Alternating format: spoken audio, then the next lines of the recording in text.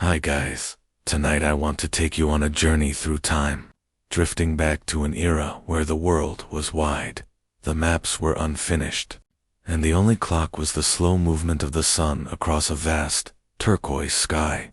Imagine the weight of your day falling away, sinking into the soft surface beneath you, like a wooden ship settling into a calm, sandy bay. The air around you is changing, growing warm and heavy with the sweet, salt-tossed breath of the Caribbean Sea.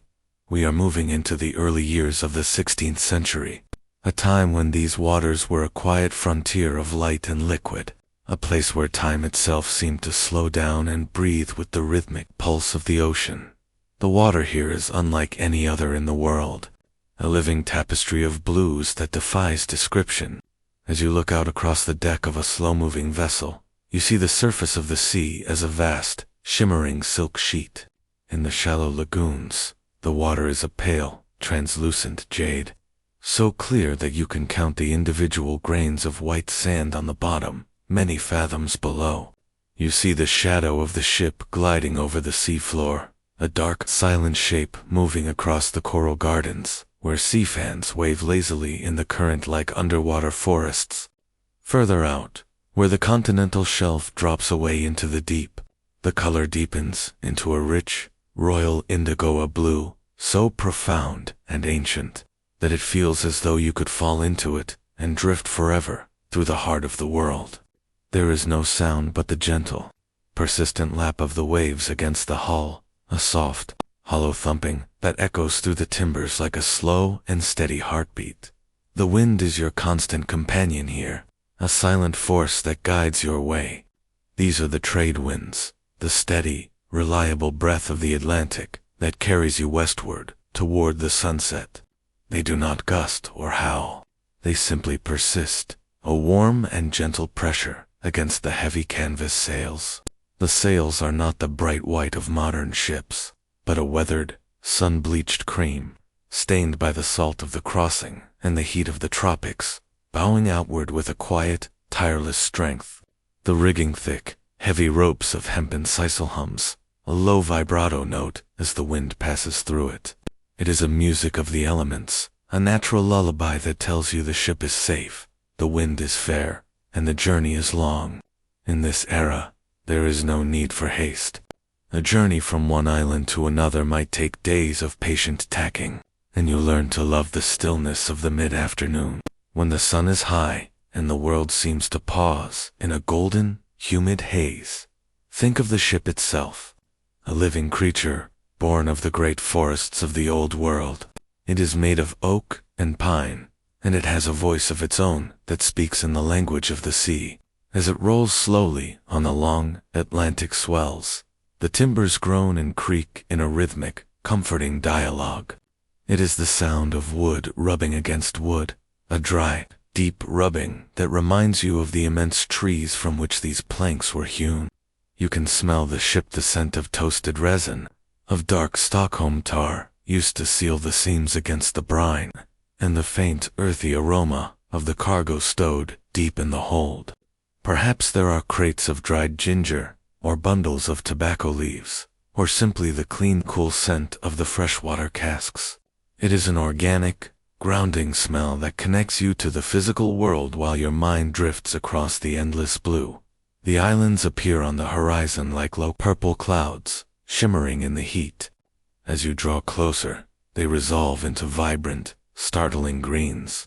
These are the high islands, born of ancient volcanoes, their peaks shrouded in a perpetual veil of mist and soft, tropical rain. You see the sunlight catching the silver threads of waterfalls cascading down dark, moss-covered cliffs, disappearing into the dense, silent canopy of the rainforest. The air begins to change as you approach the land. The salt spray of the open sea is joined by the scent of the earth, the smell of damp ferns, of wild orchids, and the sweet citrusy fragrance of crushed lime leaves. It is a heavy, intoxicating perfume that speaks of abundance, of hidden valleys, and of absolute peace. You watch the birds that call this paradise home. High above, the frigate birds circle on the warm thermals, their long, forked tails etched against the cerulean sky like ancient calligraphy. They do not flap their wings. They simply float, suspended in the blue, watching the world go by with a quiet, detached wisdom. Nearer to the shore, brown pelicans dive with a sudden, soft splash, while bright green parrots flash through the mahogany trees like living jewels.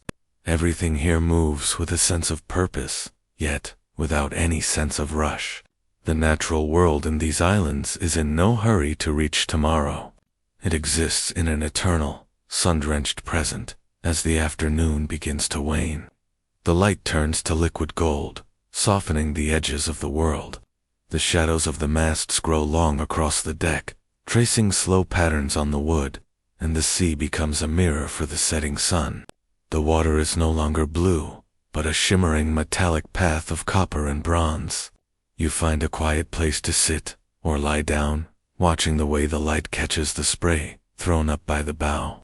The droplets look like tiny diamonds, suspended for a fraction of a second in the warm air before falling back into the embrace of the sea. There is a profound sense of solitude here, yet you are not lonely. You are part of the ocean, part of the wind, and part of the slow, majestic rotation of the earth. The transition from day to night in the Caribbean is a slow, theatrical masterpiece. The sky bleeds from gold to orange, then to a deep, bruised violet that feels as soft as velvet. The stars do not appear all at once. They emerge one by one, flickering into existence as the light fades. First comes Venus, the evening star, hanging low and bright over the western horizon like a silver lantern. Then come the constellations, unfamiliar and brilliant. You see the Southern Cross tilting toward the waves, and the Great Bear reclining in the north, without the glow of any city for thousands of miles. The stars are so bright they cast a faint, silvery light across the deck, strong enough to cast shadows. The Milky Way is not a faint smear, but a brilliant, crowded river of light, stretching from horizon to horizon, a reminder of the infinite scale of the universe and the small, beautiful space you occupy within it. In the darkness, the sea takes on a new, ghostly magic.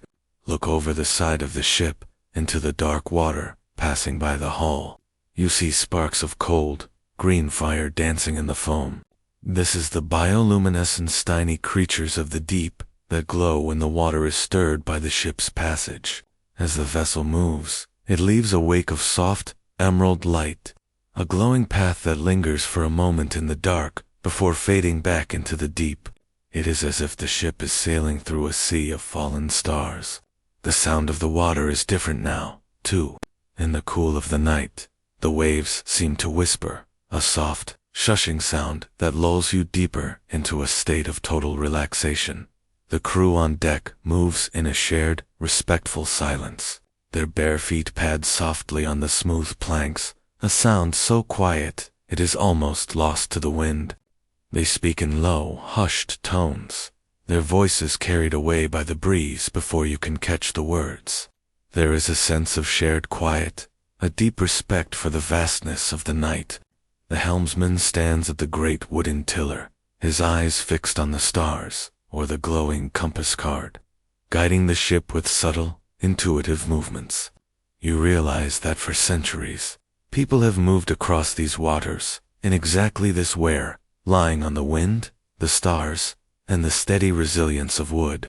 You are drifting not just through space, but through the long corridors of history, back to a time of simplicity, wonder, and quiet strength. As you settle deeper into your rest, imagine the ship is now anchored in a secluded, hidden cove. The anchor was dropped with a soft splash hours ago, and the vessel now sits perfectly still, held in the calm, protective grip of the land. The only movement is a very slight, almost imperceptible rocking, a gentle swaying that mimics the movement of a cradle. From the shore, you hear the music of the tropical night, the rhythmic, metallic chirping of cicadas, and the distant, haunting call of a night bird echoing through the trees. The air is cooler now, a refreshing balm after the heat of the day, carrying the scent of damp moss and salt. You are safe. You are held by the history of the sea and the steady, ancient rhythm of the tides.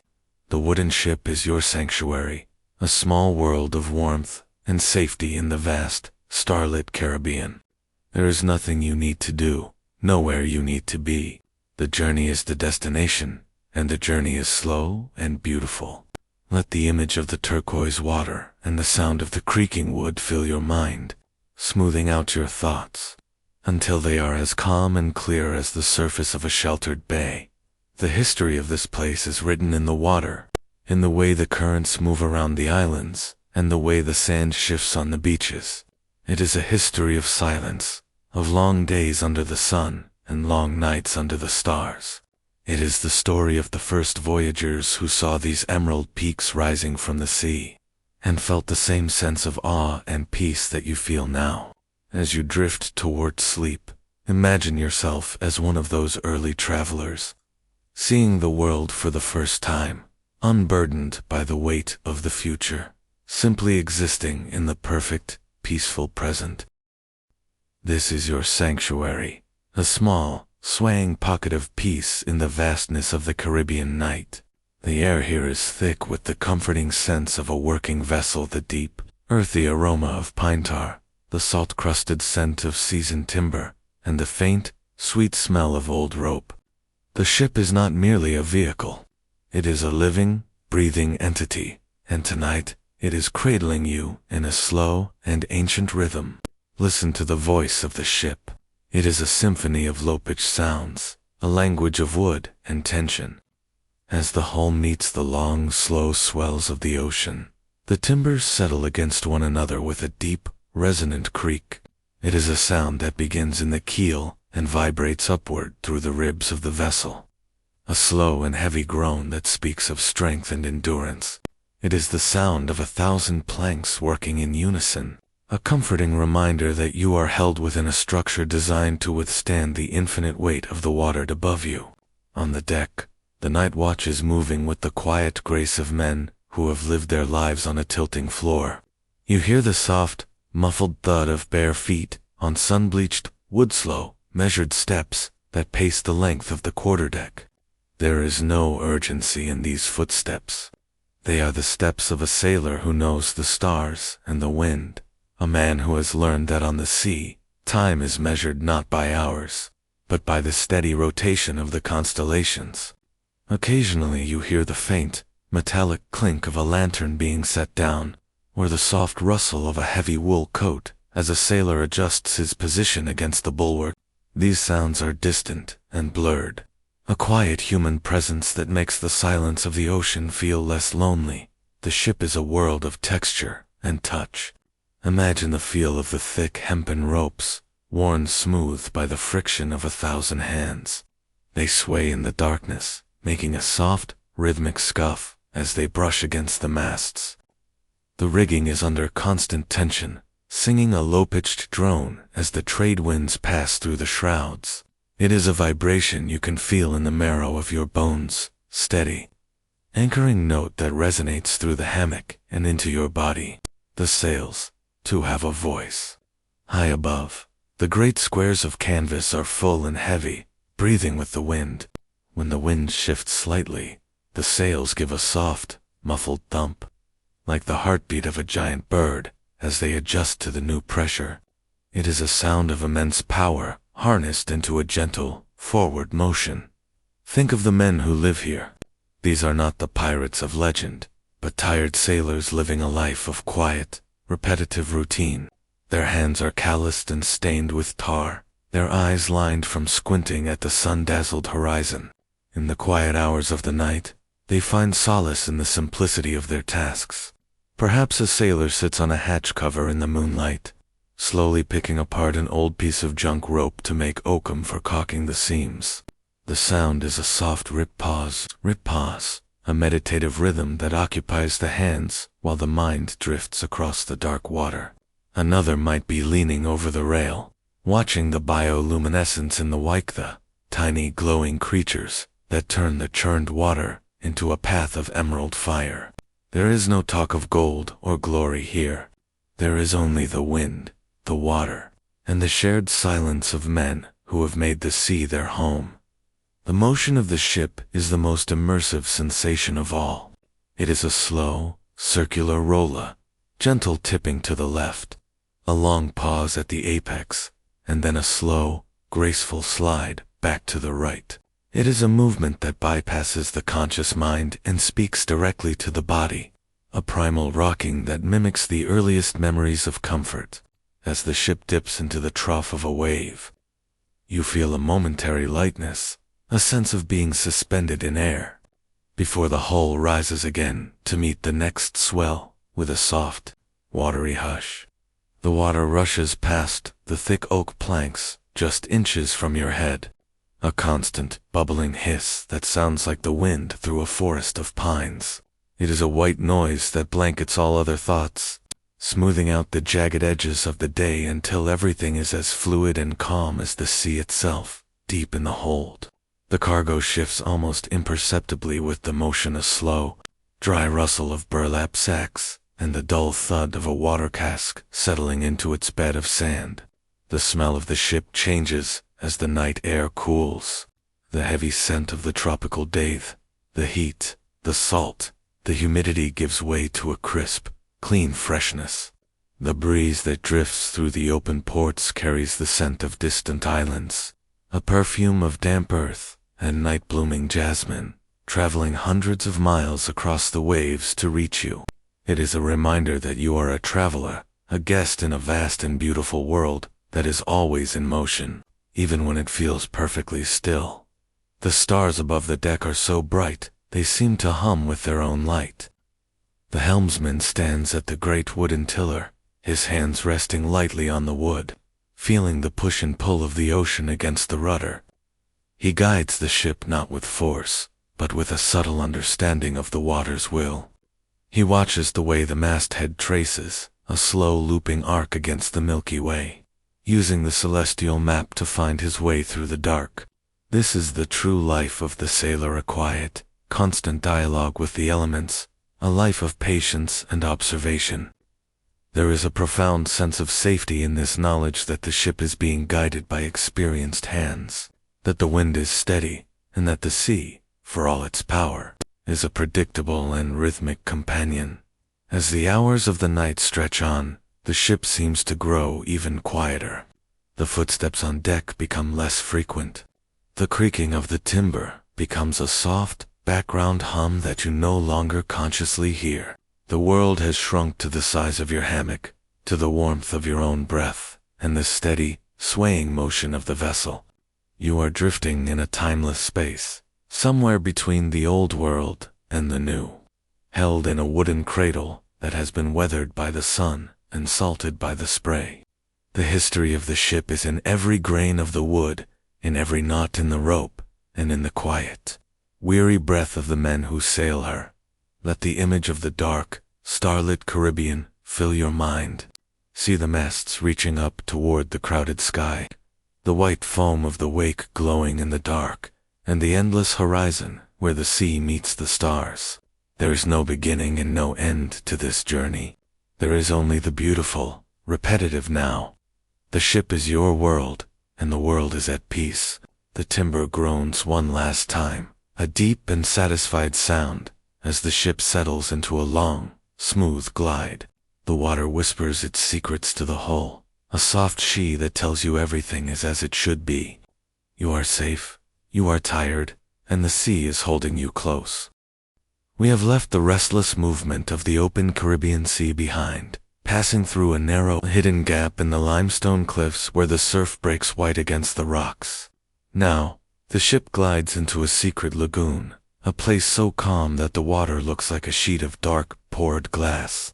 There is no wind here to whip the waves, only a soft, drifting air that smells of crushed flowers and damp, ancient earth. The ship slows, its momentum fading until it barely leaves a ripple. You can hear the anchor chain being lowered not with a roar, but with a slow, controlled clink of heavy iron links passing through the hawsepipe, disappearing into the emerald depths, until the anchor settles softly into a bed of fine white sand and secret. The ship is home. The ship is still. The lagoon is a perfect circle of silver in the moonlight.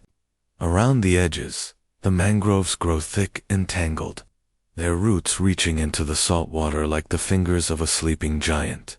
These trees are the guardians of the harbor, breaking any breeze that dares to enter, leaving the center of the cove in a state of absolute, mirror-like reflection. As you look over the rail, the stars above are perfectly matched by the stars below. It is as if the ship is floating in the center of a vast, starlit sphere. There is no horizon, no division between the heavens and the earth, only a profound sense of suspension, of being held in the palm of a quiet universe. The beach is a thin crescent of pale sand that glows with an inner light under the full Caribbean moon. The sand here is not coarse. It is fine and soft, weathered over eons from coral and shell into a velvet powder. You can imagine the feeling of it between your toes, cool and slightly damp from the receding tide.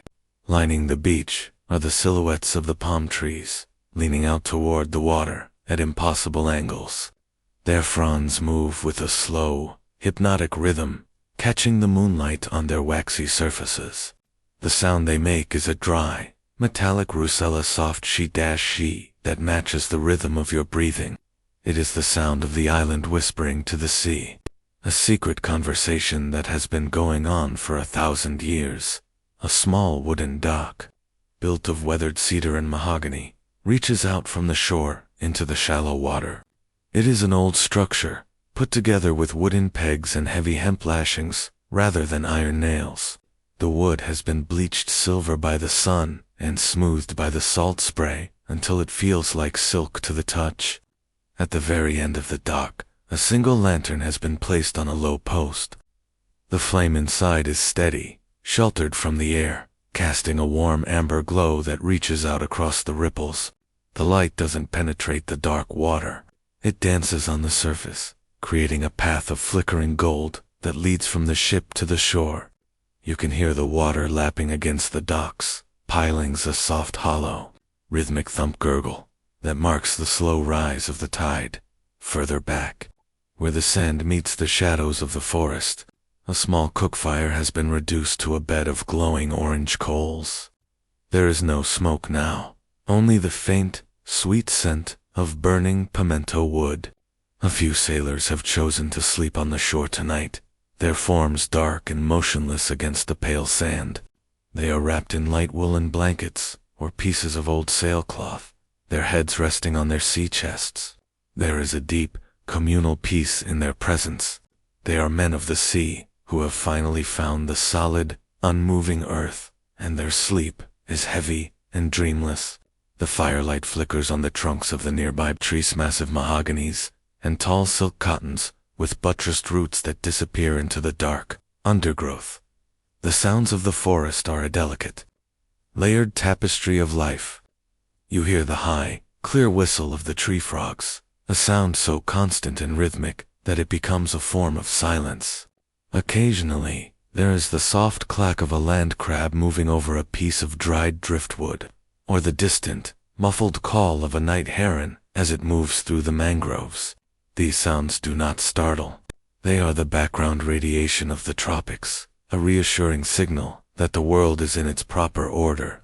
The air is heavy with the scent of the interior, the smell of rotting leaves, wet moss, and the intoxicating perfume of the night-blooming cereus, a flower that opens only in the dark to spill its fragrance into the moonlight. As you lie there, drifting in your thoughts, notice the bioluminescence in the water surrounding the ship's hull. Every tiny movement of the tide, every flick of a fish's fin in the shallows, creates a swirl of cold, emerald light.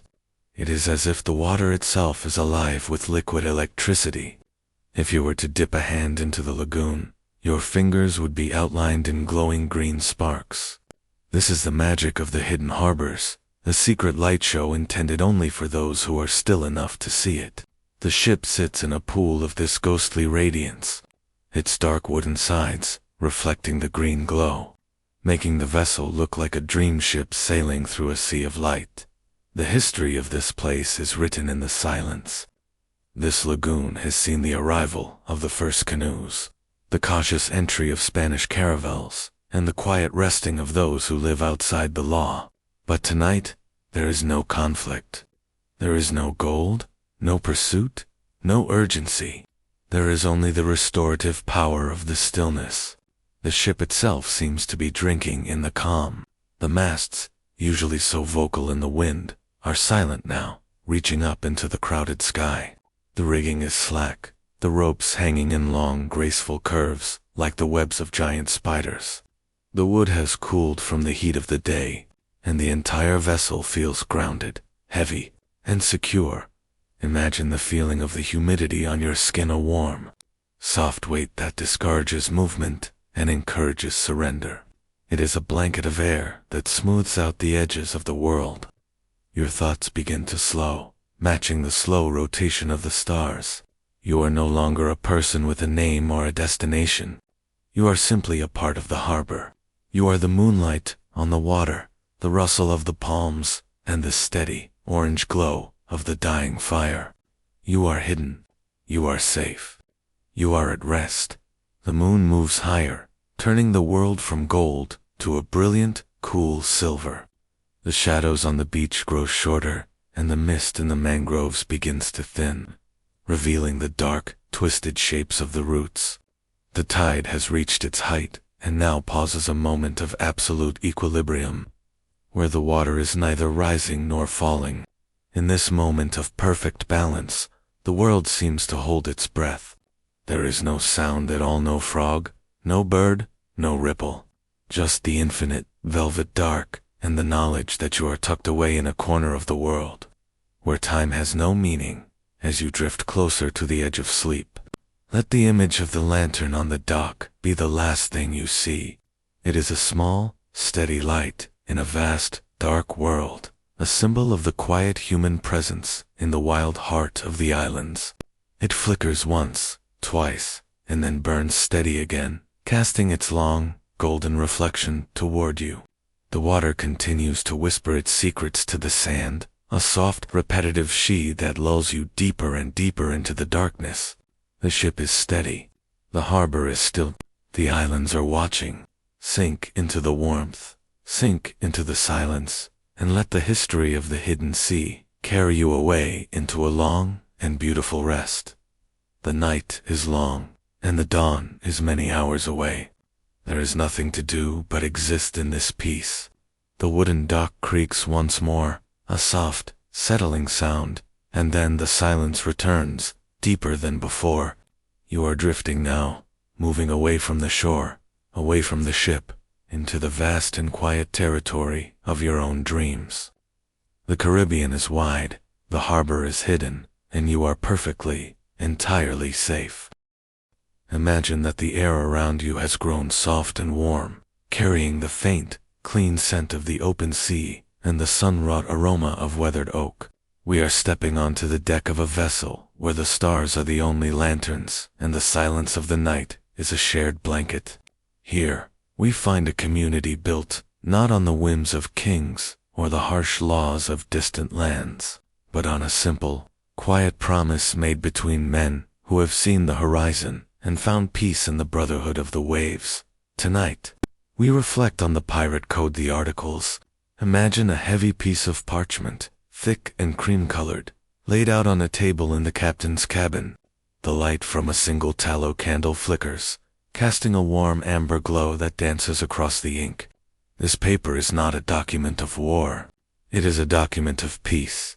It is the agreement that every man on this ship has signed, some with a steady hand, and others with a simple, honest X.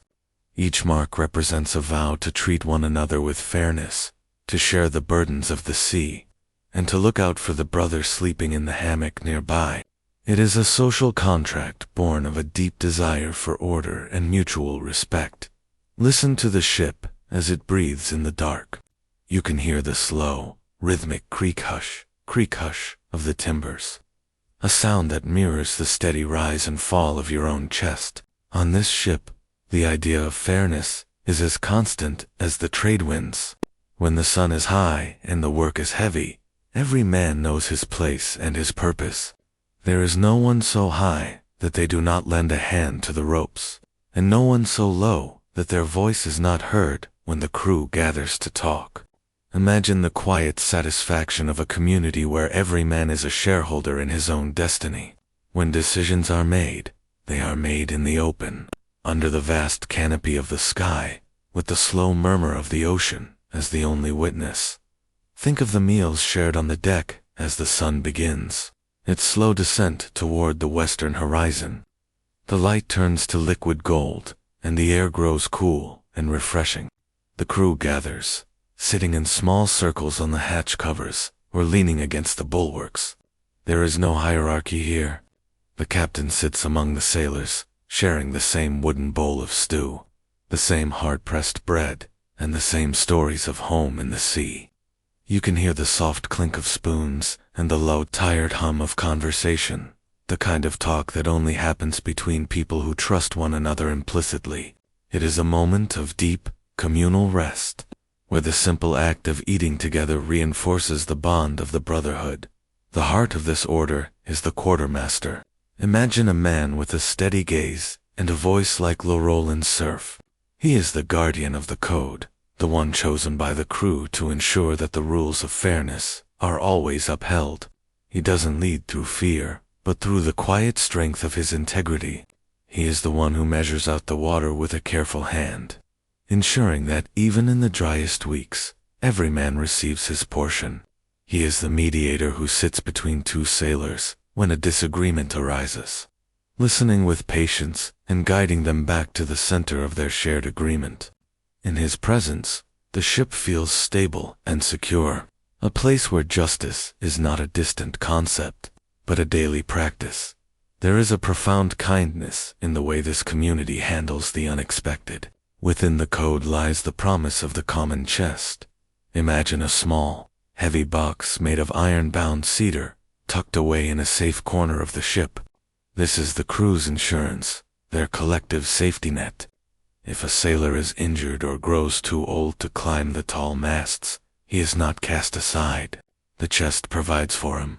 It is a beautiful, early form of mutual aid, a recognition that the strength of the whole depends on the care given to the individual. As you lie there, feel the comfort of that security. It is the feeling of knowing that you are never truly alone, that you are part of a family that values your presence and your contribution above all else. As the night deepens, the ship moves into a state of absolute tranquility. The stars are so bright and so numerous that they seem to press down on the water, turning the Caribbean into a mirror of the heavens. The watch has been set, a rotation of men who move with silent, bare feet across the deck. They are the eyes of the ship, watching the stars and the set of the sails. There is a deep solidarity in this silence. The man on watch knows that his brothers are sleeping safely below because of his vigilance, and those below sleep deeply because they trust in the man on deck. It is a perfect, cyclical trust that lulls the entire vessel into a state of meditative calm. The sounds of the ship in the middle of the night are like a gentle lullaby designed to soothe the spirit.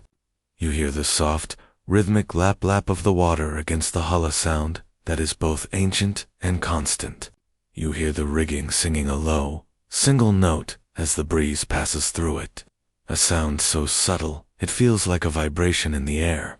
The wood of the ship groans softly as it settles into a long, smooth glide, a sound of heavy, satisfied weight.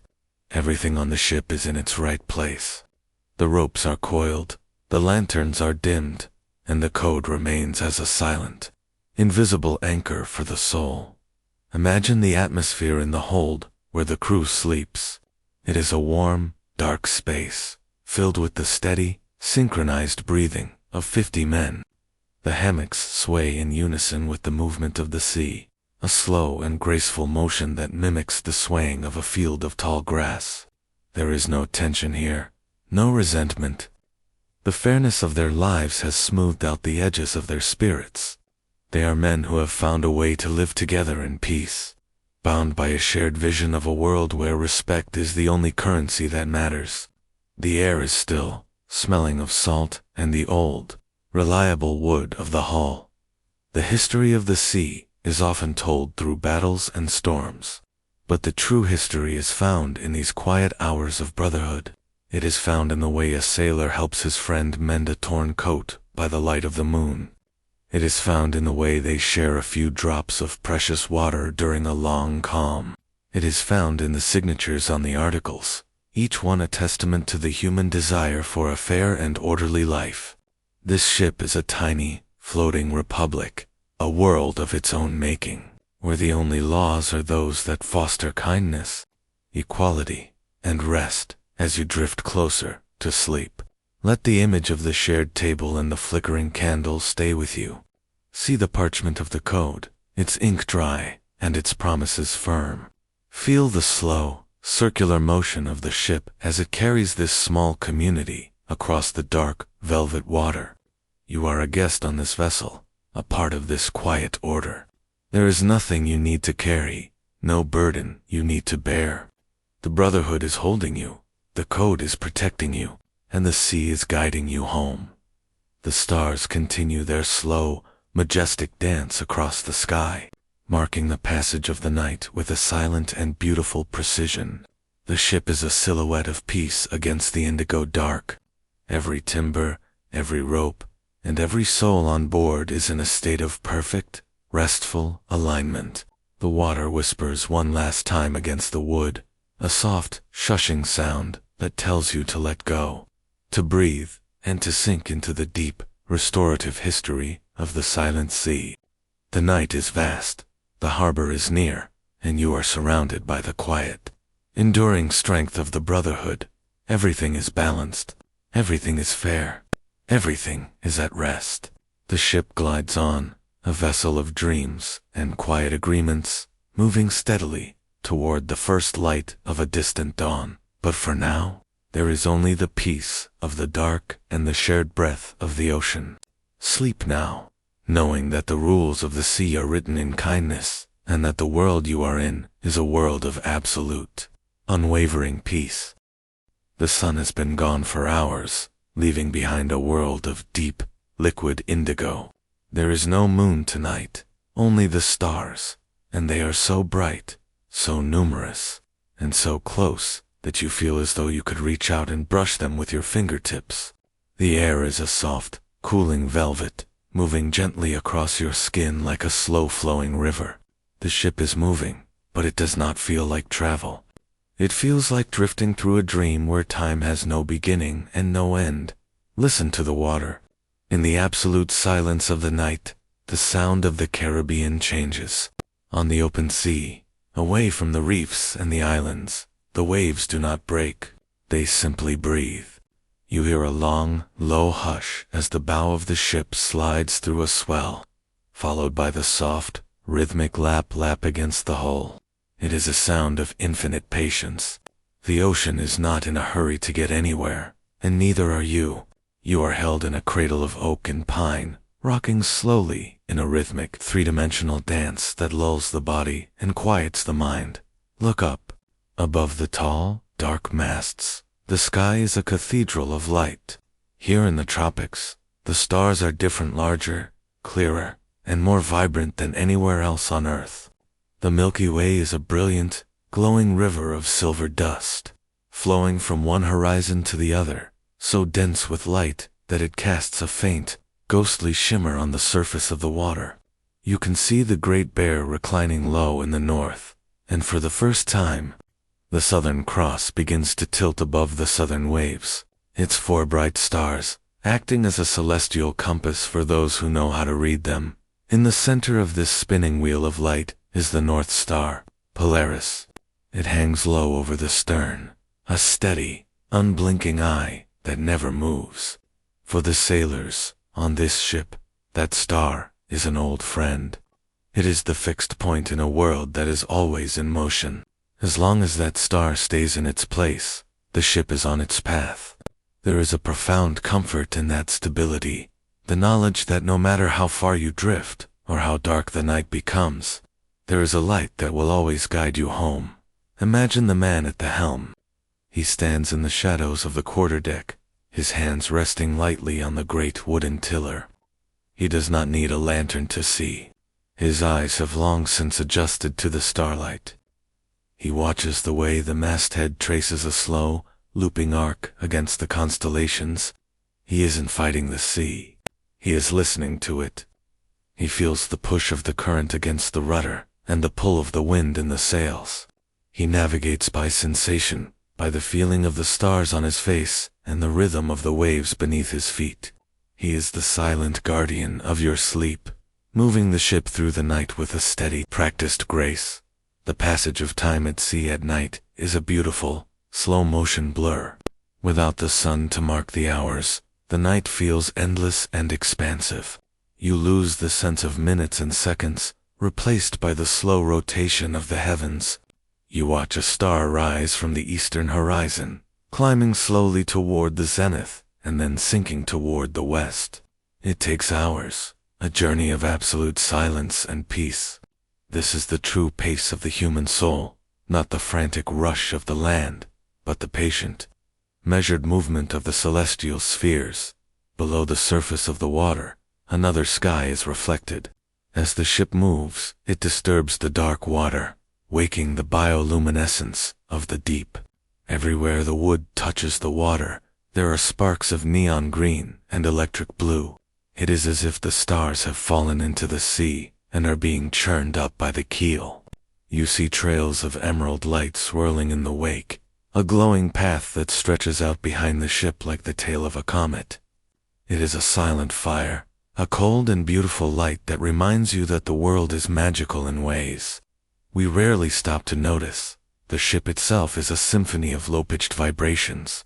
The rigging thick ropes of hemp and flax hums, a single deep note in the wind. It is an Aeolian harp, played by the trade winds. The wood of the masts groans softly as they sway, a sound like a heavy door settling on its hinges. These sounds are not noises. They are the ship's own breathing. They are rhythmic, predictable, and deeply grounding. You are tucked away in a wooden world that has been seasoned by the salt and the sun, a world that knows how to weather the night. As the hours stretch on, the air grows even cooler and fresher. The humidity of the day has settled, leaving behind a crispness that makes every breath feel like a renewal. You can smell the clean, sharp scent of the spray and the faint, woody aroma of the deck planks. There is a sense of absolute solitude, yet it is not a lonely feeling. You are part of the night, part of the stars, and part of the endless blue. You are floating in a state of weightless grace, where the heavy burdens of the world have been replaced by the lightness of the starlight. Think of the generations of navigators who have stood where you are standing. They looked at these same stars, felt this same wind, and heard this same rhythmic lapping of the waves. They found their way across the trackless ocean using nothing but the light of the constellations and the intuition of their hearts. There is a timelessness here, a connection to the long history of the human spirit. In the middle of the Caribbean night, the past and the present merge into one single, beautiful moment of peace. The night is your sanctuary. The darkness is not a void, but a warm, protective blanket that hides the world and all its noise. Here, there are no maps to follow, no clocks to watch, and no destinations to reach. There is only the here and the now, the slow roll of the ship, the whisper of the water, and the eternal light of the stars. You are safe. You are held. You are moving exactly as you should, guided by forces that are older than the mountains and deeper than the sea. As you drift closer to the edge of sleep, let the image of the North Star be the last thing in your mind. It is a steady, silver spark in the indigo dark, a promise of constancy and care. The ship continues, its slow, rhythmic rocking, a cradle on a grand and cosmic scale. The water continues its hush against the hull, a lullaby of the deep. The wind continues to sing through the ropes, a song of distance and rest. You are sinking now, deeper and deeper into the velvet dark. Your breathing is slow and even, matching the breathing of the ocean. The stars are watching over you. The navigator is at the helm. The ship is steady. The Caribbean is wide, and the night is a beautiful, endless gift of silence. Let go of the shore. Let go of the day. Drift away on the tide of the stars, into the deep, restorative peace of the silent sea. Everything is in its place. The stars are in their heavens. The ship is on its course. And you are exactly where you belong, resting in the heart of the night, cradled by the history of the waves. The deep, unmoving silence of the room is a new kind of treasure, a wealth of stillness that the sailor is only just beginning to count. As he lies in the dark, the absence of the ship's constant, rhythmic pitch and roll feels like a physical presence, a heavy and comforting blanket. For 40 years, his body had been a percussion instrument, tuned to the vibrations of the deck and the tension of the rigging. Now, that tension has finally unspooled. He feels his muscles lengthening, his spine settling into the soft sun-dried cotton of the mattress. Outside, the night continues, its slow, majestic rotation. But inside this small cedar sanctuary, time has finally come to a halt through the open window. A shaft of moonlight, as white and sharp as a silver coin, moves across the smooth stone floor. It illuminates the corner of an old sea chest, its iron bands rusted by the salt of a dozen seas, now serving as a simple bench for a bowl of fresh water. The sailor watches the light shift, inch by silent inch. He is no longer calculating the drift of the stars for navigation. He is simply observing the beauty of the light as it catches the grain of the wood. The house smells deeply of the forest, the sharp, resinous scent of the cedar walls blending with the sweet, damp aroma of the thatch. Every so often, the thatch rustles as a small gecko moves through the dried palm leaves, a tiny, rhythmic sound that only emphasizes the profound quiet of the night. In the deep hours before the dawn, the character of the island changes. The wind, which blew steady from the sea all day, falters and turns. The land breeze begins to breathe out from the heart of the mountains, carrying the cool, dark scent of the interior smells of wet ferns, ancient mahogany bark, and the hidden waterfalls that tumble through the shadows. The sailor wakes for a moment, not because of a command or a change in the weather, but because his body is surprised by the lack of movement. He listens for the thump of a boot on the deck above his head, but there is only the clink of a wind chime made of seashells hanging on the porch. He smiles in the dark, a slow and private expression of peace, and closes his eyes again, sinking back into a sleep that is no longer guarded. When the first traces of light begin to bleed into the eastern sky, they arrive not with a flare, but with a soft, bruised violet. This is the nautical twilight, the hour when the stars begin to dim, and the horizon slowly reasserts itself as a thin silver line between the indigo sea and the pale sky. The sailor rises without a sound, his movements slow and deliberate. He does not need to hurry. The sun will rise whether he is ready or not. He walks out onto the porch, his bare feet relishing the coolness of the wood.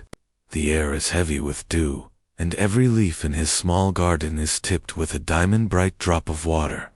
He stands there for a long time, watching the world return to color, the deep greens of the palms, the pale pink of the conch shells lining the path, and the brilliant, translucent jade of the lagoon. His first task of the morning is a simple one. He walks down to the water's edge to see what the tide has brought. The sand is cool and firm beneath his feet, marked only by the delicate, lace-like tracks of ghost crabs that have spent the night scavenging in the dark. The water in the lagoon is as still as a mirror, reflecting the soft oranges and pinks of the approaching sunrise. He finds a piece of driftwood, polished smooth by the waves, and carries it back toward his cottage. It is a slow, unhurried walk. He stops to examine a flowering vine, its petals just beginning to unfurl in the morning light, releasing a scent so sweet it feels like a physical touch.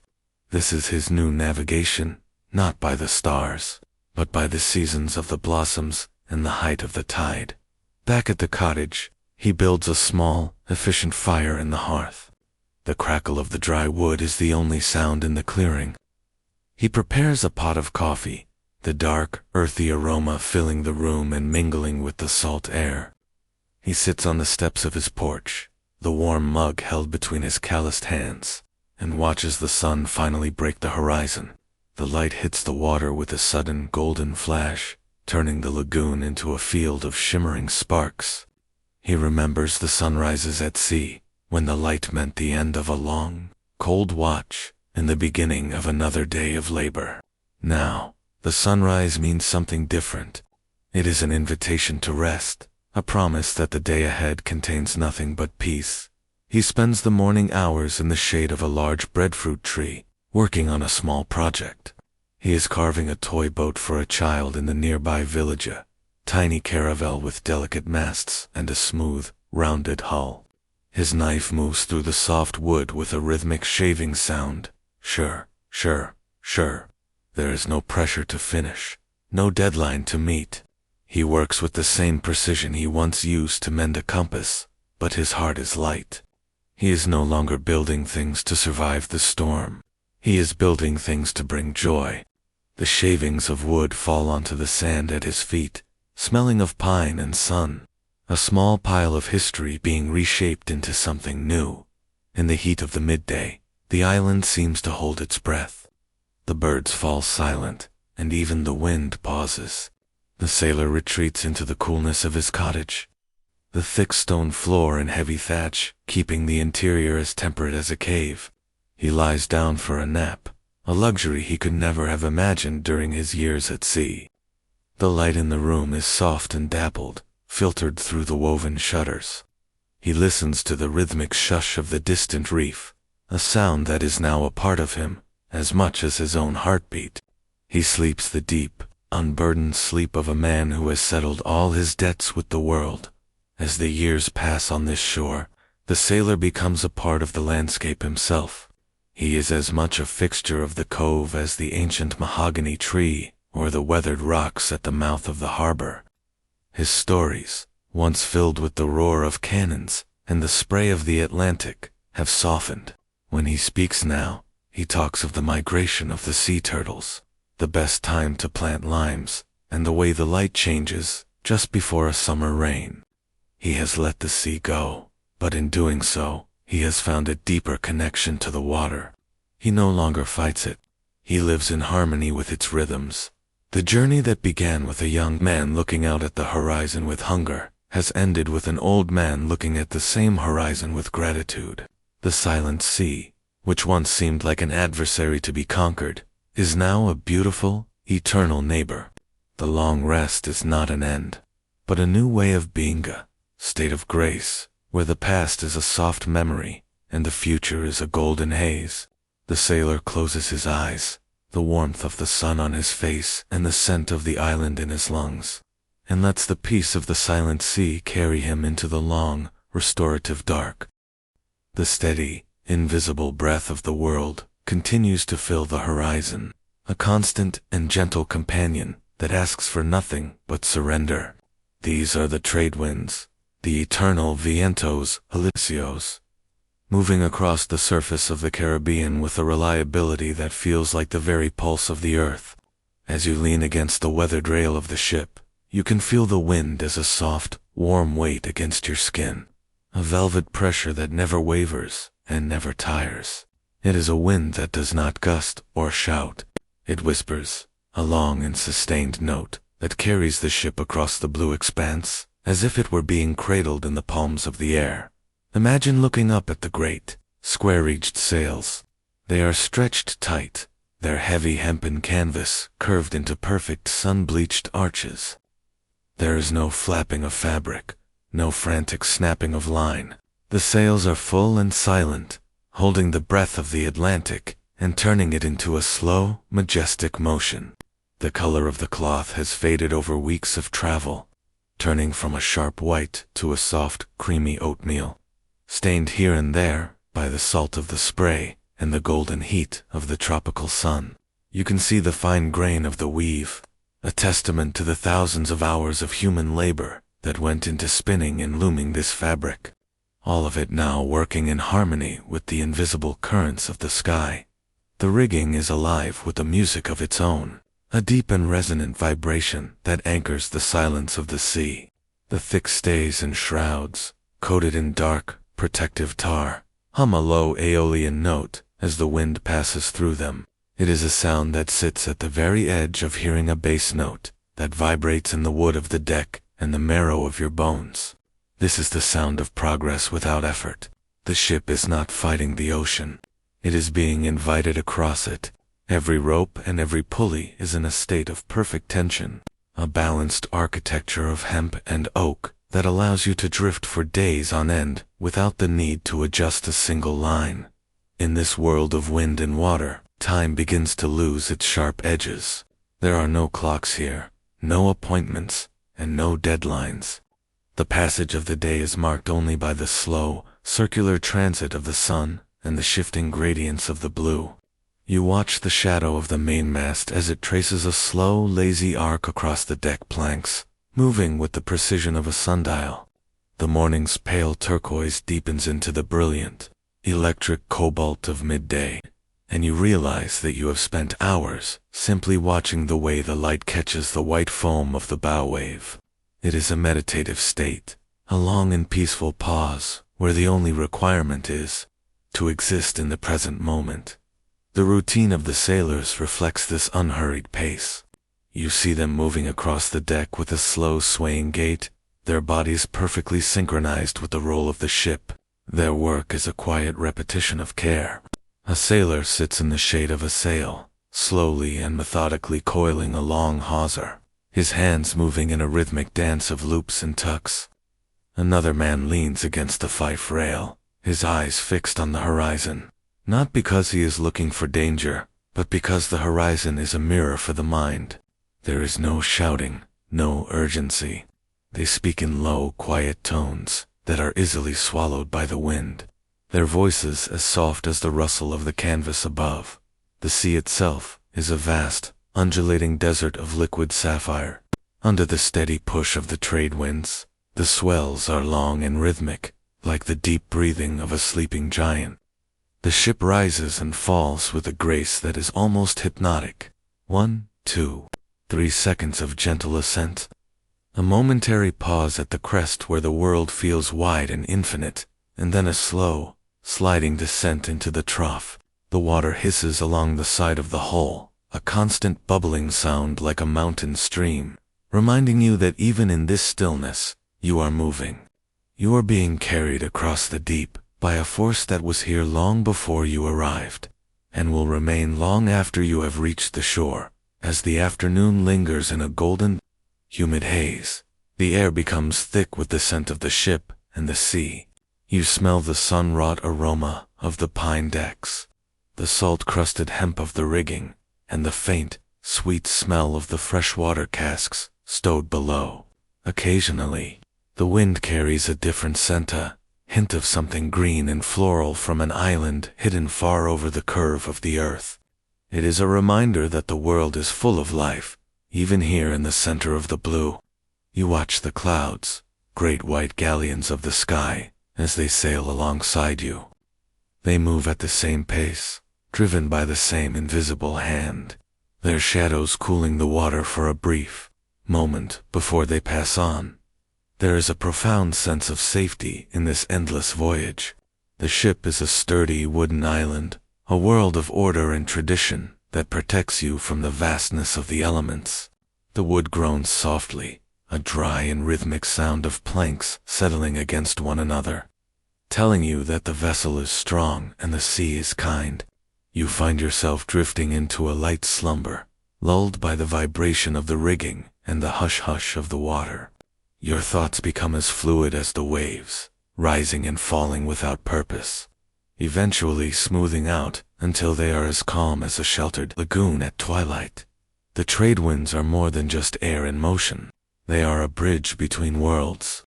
They have carried the dreams of explorers, the hopes of settlers, and the quiet lives of 1,000 crews. Tonight, they carry you.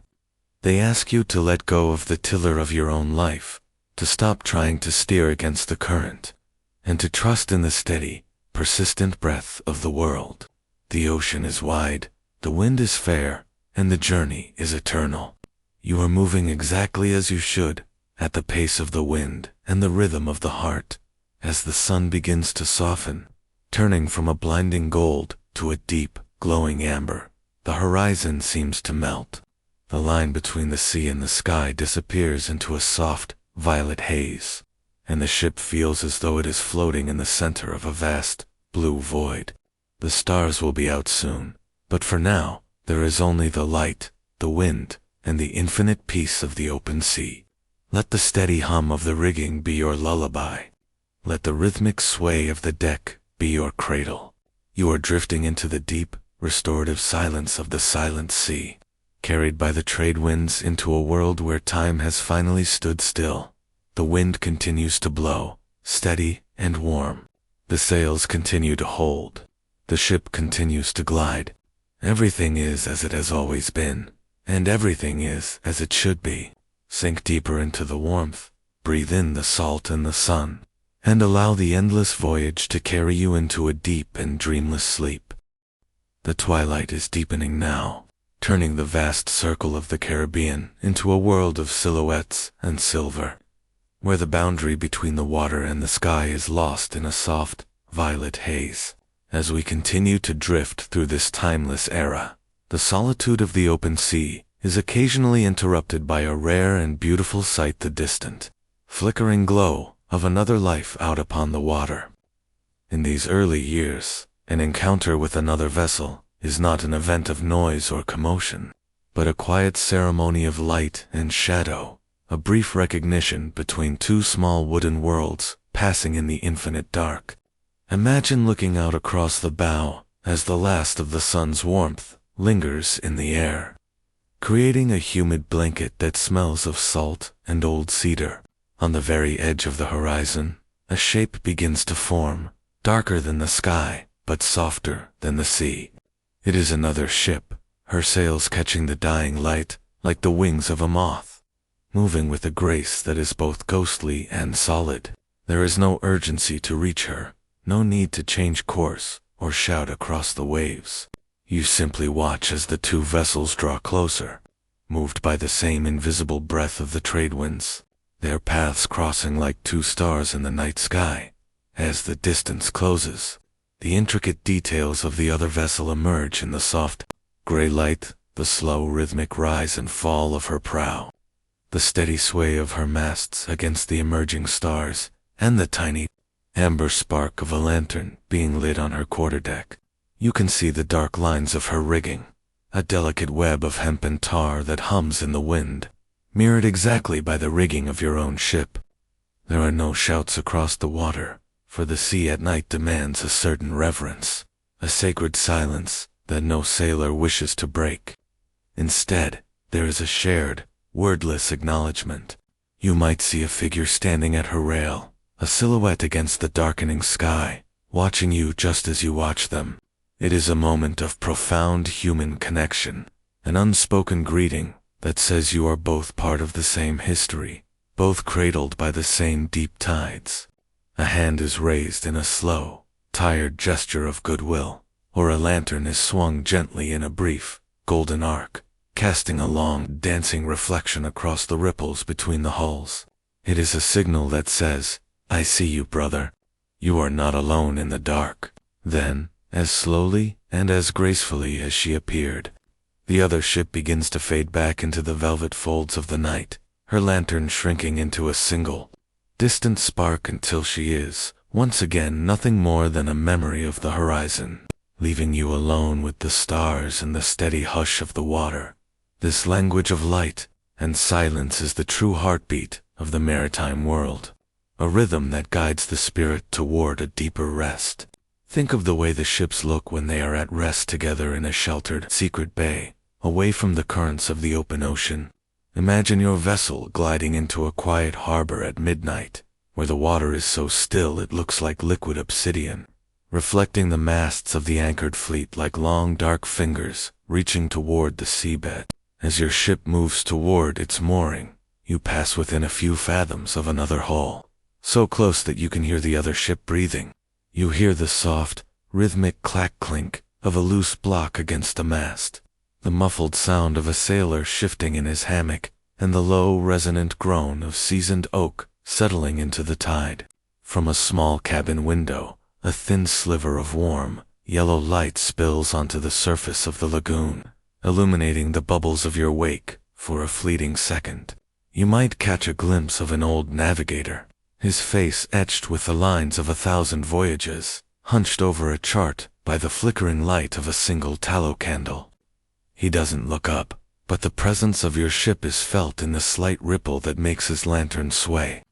A gentle reminder that even in the deepest isolation, we are connected by the movements of the water in these quiet harbors. The interaction between crews remains soft and restrained, a meditative communal quiet. Imagine walking along the small wooden dock at night, where the lantern light from the ships reflects on the water in long, shimmering ribbons of gold, emerald, and amber. You pass a sailor, leaning against a salt-crusted piling, his eyes fixed on the moon, as if he is reading a story in its silver craters. You don't speak. 4 words would only clutter the perfection of the night. Instead, as you pass, the air between you is filled with a sense of mutual respect and shared experience. You are both part of the same lineage of the sea, both tempered by the sun and the spray. And in that shared silence, there is a sanctuary. It is a place where the heavy burdens of the day, the hauling of lines, the mending of sails, the constant vigilance are set down and forgotten.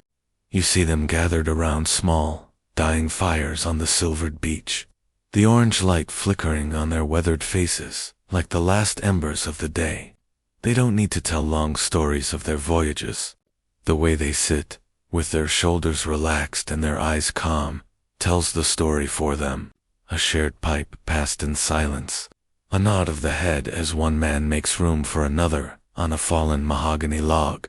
These are the small, sacred moments of human connection that anchor the spirit to the earth.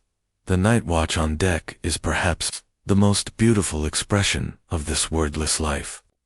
2 men sit on the hatch cover, the stars of the Southern Cross hanging low and bright above them like celestial lanterns. They have spent 10 hours working side by side, their muscles moving in unison as they fought the heavy canvas or secured the anchors. And now they sit in a state of perfect, companionable stillness. The only sound is the shur of the water against the rudder and the occasional, sleepy creak of the hull.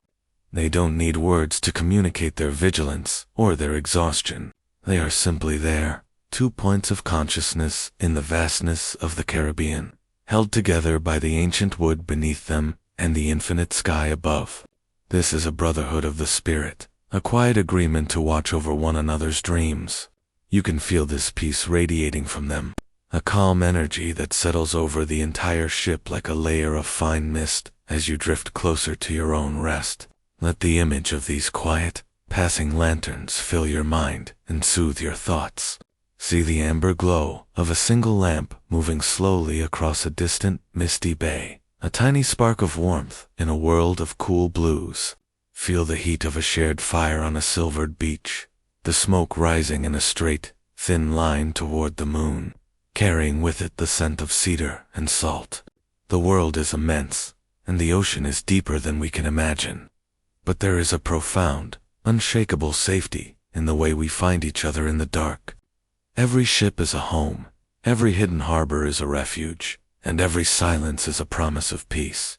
You are part of this network of quiet travelers, drifting through the history of the silent sea on a vessel made of dreams and seasoned wood. The water continues to lap against the side of the hull, a repetitive, soothing hush that erases the distance between you and the other souls on the water. Imagine the transition into the very deepest part of the night, when the mist begins to roll off the islands and settle between the ships in the harbor. The mist is a thick silver curtain that muffles every sound, turning the world into a cathedral of white silence. The hulls of the other ships disappear, leaving only the tops of their masts visible, rising out of the fog like the masts of ghost ships.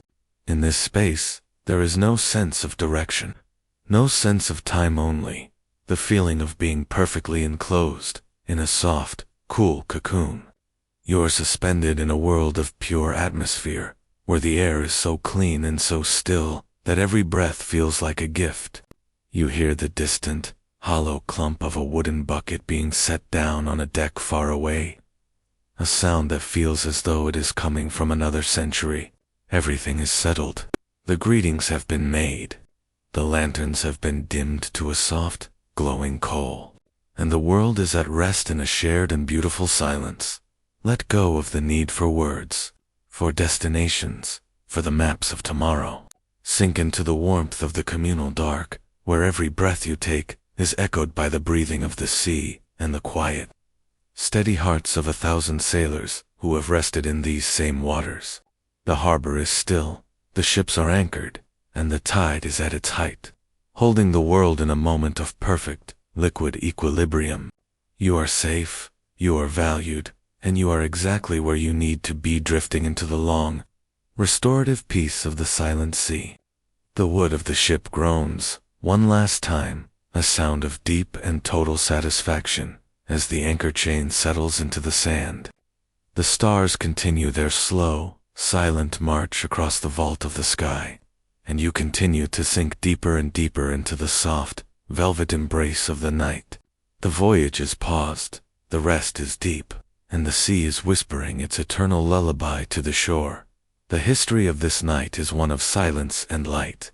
It is a story of how we move through the darkness together, even when we are miles apart. It is the story of the lantern on the masthead, and the fire on the beach, of the raised hand, and the shared look. As you fall deeper into sleep, let these images be your guide.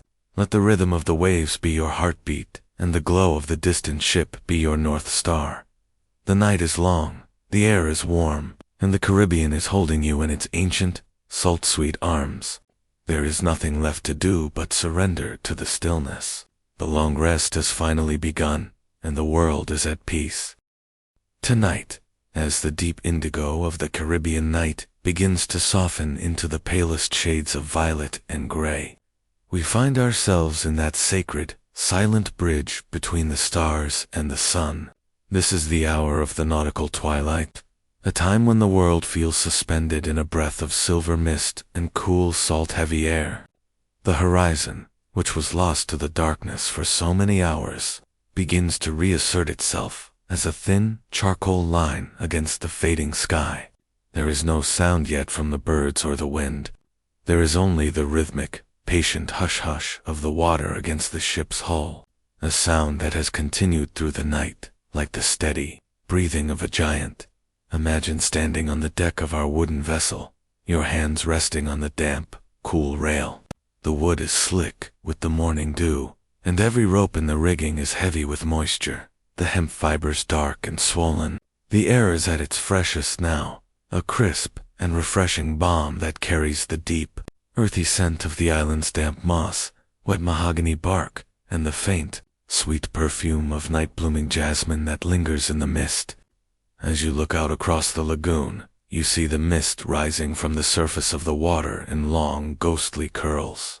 It is so thick in places that it hides the hulls of the other ships, leaving only the tops of their masts visible, rising out of the white haze, like the fingers of a submerged forest.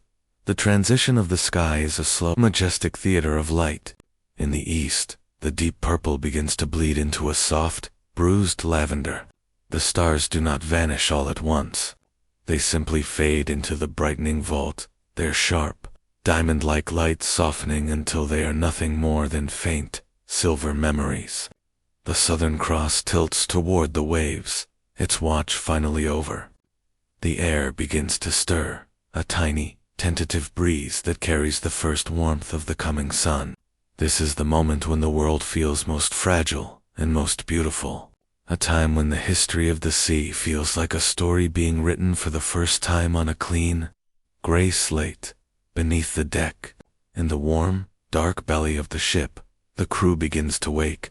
There is no sudden clamor, no shouting or bells. Instead, there is a slow, rhythmic unfolding. You hear the soft, muffled sound of a canvas hammock creaking as a sailor shifts his weight, the dry rustle of a blanket being pushed aside, and the low, tired sigh of a man who has worked through the night.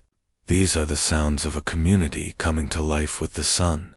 One by one, The men emerge from the hatches, their movements slow and unhurried. They move with bare feet across the deck, the wood cool and wet beneath them. They do not speak much in these early hours. There is a shared respect for the silence of the morning, a quiet understanding that the day should be entered with patience. In the galley, a small fire is coaxed into life. You can smell the first wisps of wood smoke, a dry, toasted scent that cuts through the salt air. The cook moves with practiced ease, his silhouette dark against the glowing embers. He prepares a simple broth or a pot of coffee, the steam rising to join the mist over the water. The sailors gather around the warmth, their faces softened by the dim light, their eyes still carrying the shadows of sleep. There is a profound sense of brotherhood in this quiet routine, a feeling of being part of a well-ordered world where every man knows his place and his purpose. They watch the eastern sky together, waiting for the first gold of the sun to break the silver. The light continues to change, moving from lavender to a pale, shimmering pink. The clouds on the horizon are edged with copper, and the water of the lagoon begins to transform. The black, lightless depths are suddenly filled with color, first a deep, royal blue, then a vibrant, translucent turquoise. As the light begins to reach the white sand on the bottom, you can see the coral reefs now, dark and intricate patterns beneath the surface, and the silver flash of a fish leaping from the water, leaving behind a circle of ripples that catch the light like liquid mercury.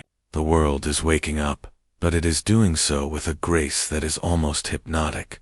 High above, the birds of the Caribbean begin their morning chorus. You hear the distant, haunting cry of a gull, and the soft, rhythmic flap-flap hush of a pelican as it glides just inches above the surface of the sea.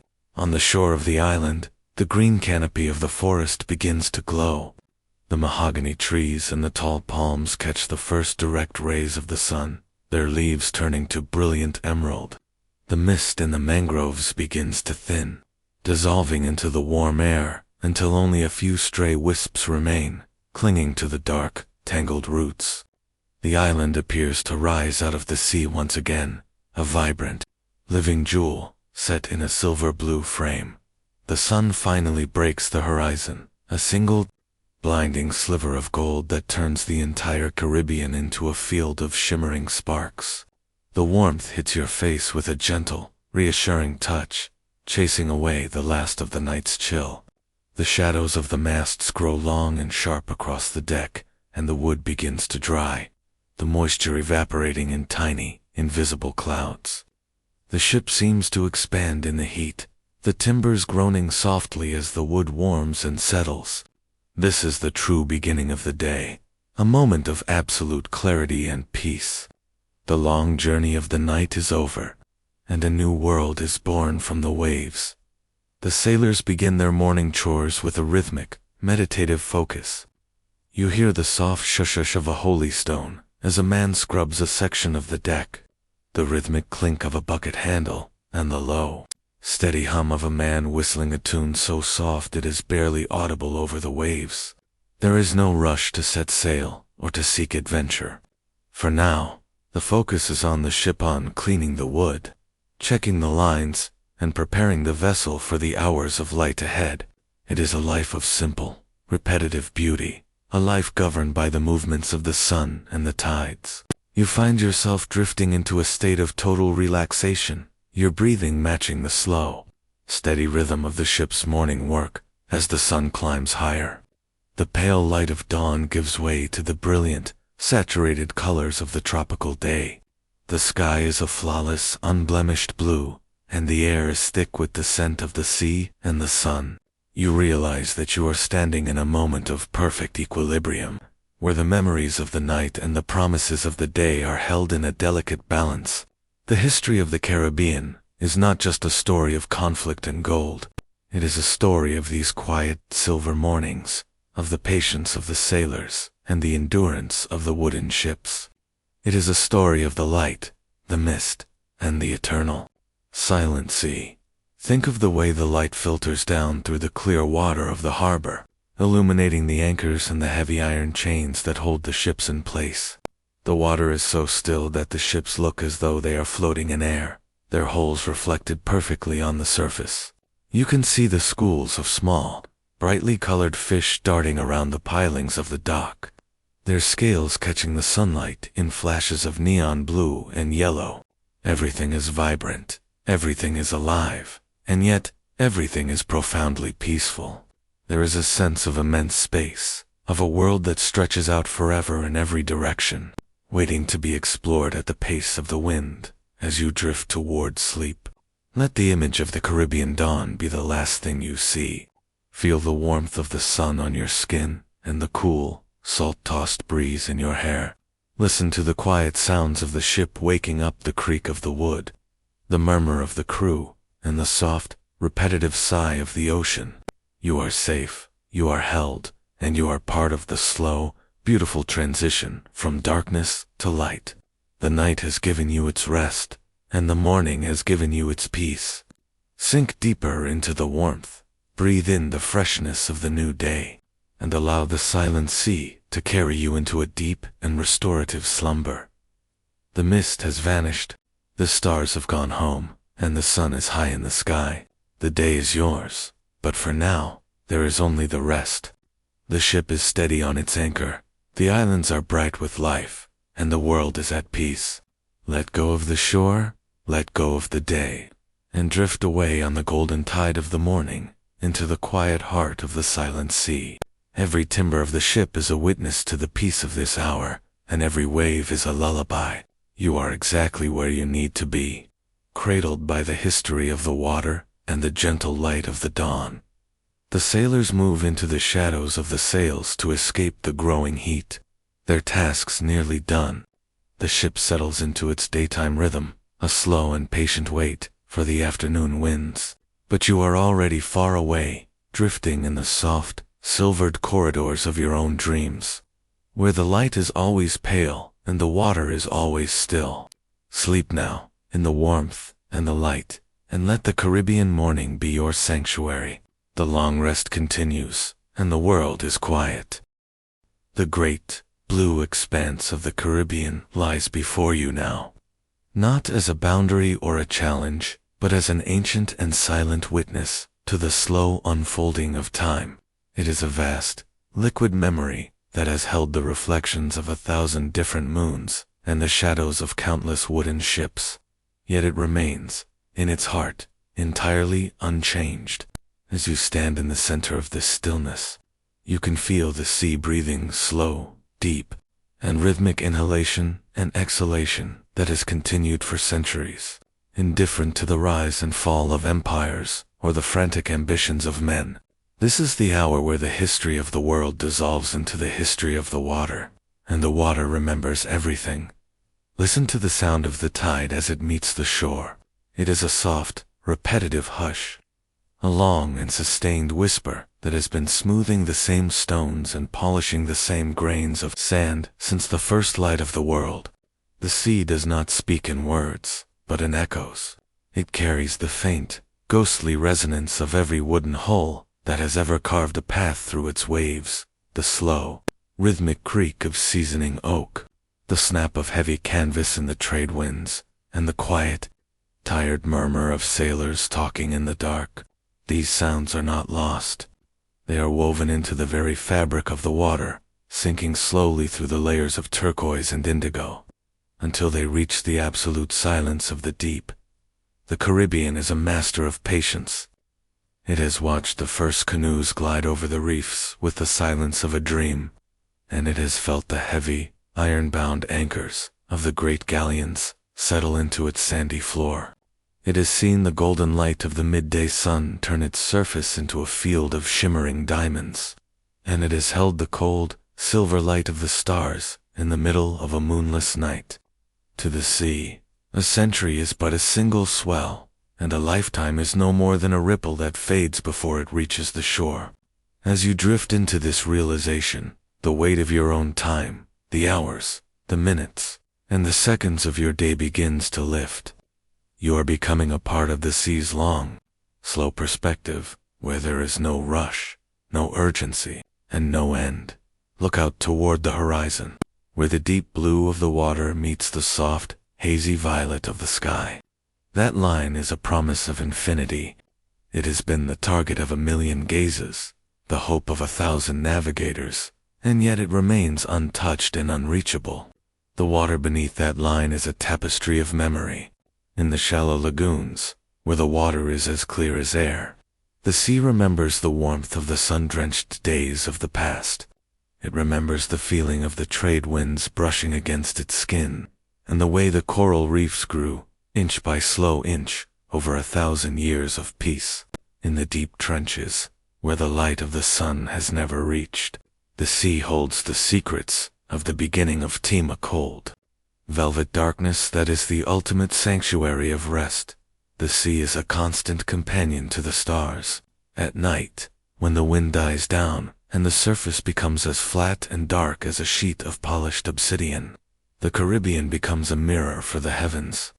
Every star in the sky finds its double in the water, and the ship feels as though it is floating in the center of a vast, glowing sphere. The sea remembers the constellations as they were long ago, and it watches as they slowly shift and wheel through the ages. There is a profound comfort in this relationship, the knowledge that the water and the stars are in a constant, silent dialogue, guiding the world through its long nocturnal journey. You are a part of this dialogue now, your breathing matching the slow, celestial rhythm of the tides. Think of the sand on the beach. Every grain is a fragment of historia, piece of a shell that once held a living thing, a shard of coral that stood against the currents for centuries, or a stone that was ground down by the infinite patience of the waves. The sea has taken the hard edges of the world and turned them into a soft, white powder, a bed for the tired traveler. This is what the sea does with memory. It smooths the jagged parts of the past until they are nothing more than a gentle texture beneath your feet. It takes the noise of the world and turns it into a whisper. It takes the heat of the struggle and turns it into the coolness of the deep. The physical sensation of the Caribbean at night is like a warm, salt-sweet embrace. The air is heavy with moisture, a blanket of humidity that smooths out the edges of your thoughts. You can feel the water's presence even when you cannot see it, a vast, cooling weight that stabilizes the world. The ship, which has seen so much travel and so much labor, is now a silent participant in this rest. Its timbers, which once groaned under the strain of the gale, now settle with a soft, satisfied click. The ropes, which once hummed with the tension of the chase, now hang slack and quiet in the dark. The ship has surrendered to the sea, and in that surrender, it has found its true strength. As you sink deeper into the silence, imagine the sea as a vast library of echoes. Every laugh shared over a galley table, every quiet prayer whispered to the North Star, and every sigh of relief, as a harbor was found, is stored within the currents. The water does not judge.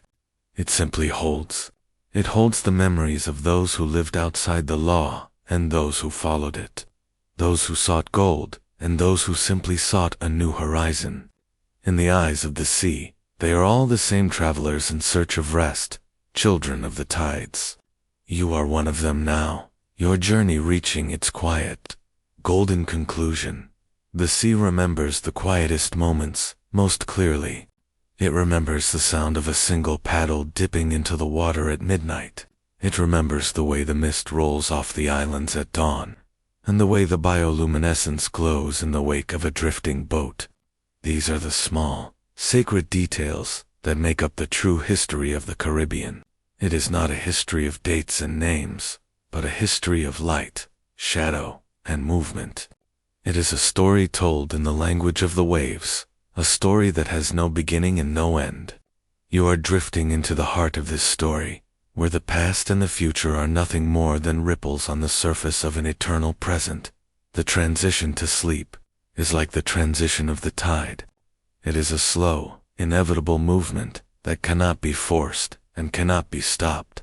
You are the water, receding from the shore of the conscious world, pulling back into the deep, quiet center of your own being. The heavy burdens of your day are being pulled away by the undertow.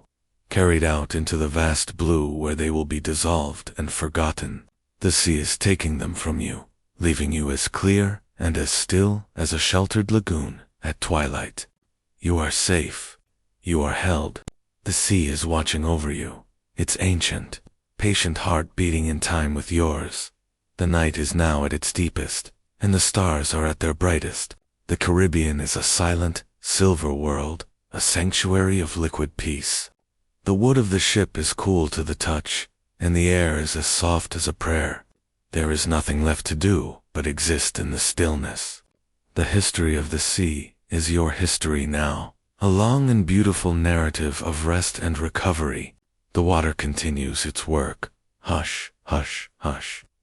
Against the hull, a lullaby that has been sung for 1,000,000 years and will be sung for 1,000,000 more. Sink into the warmth. Sink into the salt.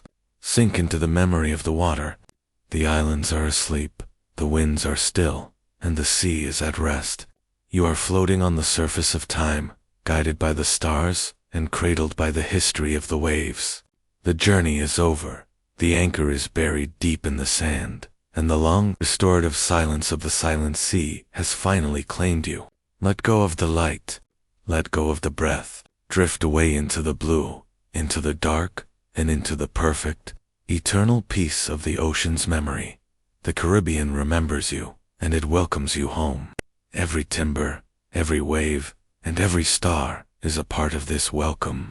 The world is large, and the ocean is deep, but here, in the heart of the night, everything is small, warm, and safe. Sleep now, in the cradle of the history you have shared. Sleep, as the sea continues its long, slow watch over the world. The dawn is a distant promise, but the night is a present reality, a gift of silence and light. The water whispers one last time, a sound so soft it is almost a thought. It tells you that the sea is constant. It tells you that the sea is patient. It tells you that you are loved by the rhythms of the earth. Breathe in the peace. Breathe out the day. The silent sea has taken everything, leaving only the rest. The long rest has begun, and the world is at peace.